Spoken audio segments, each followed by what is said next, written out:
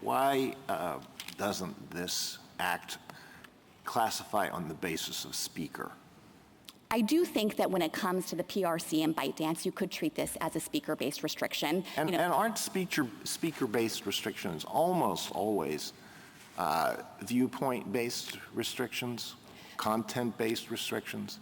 The court has said it depends. It hasn't applied an inflexible rule that any time you are regulating certain speakers, you are invariably regulating based on content. Instead, the court has said it warrants closer consideration. And here, if you look at the U.S. speakers, TikTok US and the users, none of them are being regulated in a way that suggests it's disagreement with their content. It's all about what our foreign adversary is doing. It's hard for me to think of situations, maybe they exist, where our classification based on speaker is not viewpoint or content-based restrictions. I mean, somebody says, Joe can't talk anymore. We're going to shut Joe up. And we don't know what he's going to say tomorrow or 2 weeks from now. We don't know what he's going to discuss, but whatever he says is bad because Joe is a bad person. I mean, that's viewpoint and content-based, isn't it? I think when it comes to a foreign adversary, it's not right to view it that way. And the reason for that, again, is this is a sophisticated adversary nation, and we can't just simplistically say, oh, what the PRC is going to want is to see more pro-China content on this app.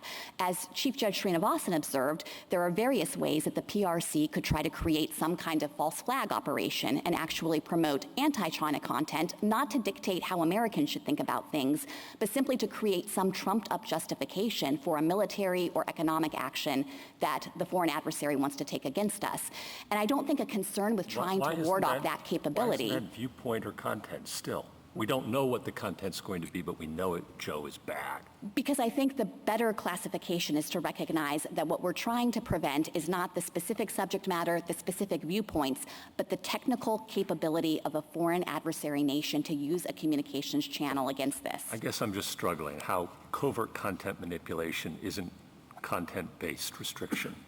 So again, it's kind of hard to avoid the word content, and it's kind of hard to avoid the word viewpoint here, isn't it? I don't dispute that it's related to content, but I don't think it reflects Congress seeking to set out in advance what kind of speech we should have reflecting certain views on certain topics. Instead, it's about trying to close off a vulnerability that our foreign adversary nation could exploit. And I would be remiss if I didn't point out that even if you thought this was content-based, all that means is that we're in strict scrutiny, and as the D.C. Circuit recognized here, we think that this law serves compelling national security concerns that sound in some of the same arguments I'm making here, and that have a long-standing correspondence to history and tradition of trying to prevent foreign control. And then we get to the question whether there's a less restrictive means. I get that, and whether disclosure might suffice. On the data security point, your friends on the other side make the argument that if that were the concern, Congress could ban TikTok US from sharing data with anyone on pains of penalties that would put people in prison and shut the company down in the future, as the government did, for example, with Arthur Andersen. Why isn't that a less restrictive means available? So I was surprised to hear petitioner offer that up today, because there was a long course of discussion between the executive branch and ByteDance and TikTok leading up to Congress's enactment of this act that spanned over 4 years, an extensive conversation about what limitations could be placed to protect Americans' data. And it was never a suggestion that there would be any way to create a true firewall that would prevent the U.S. subsidiary from sharing data with the corporate parent. And the reason for that sounds in the technological features of this application. I think there can be no reasonable dispute that the source code development and the maintenance of this algorithm rests in China, which is why China has sought to try to control export restrictions with respect to the algorithm.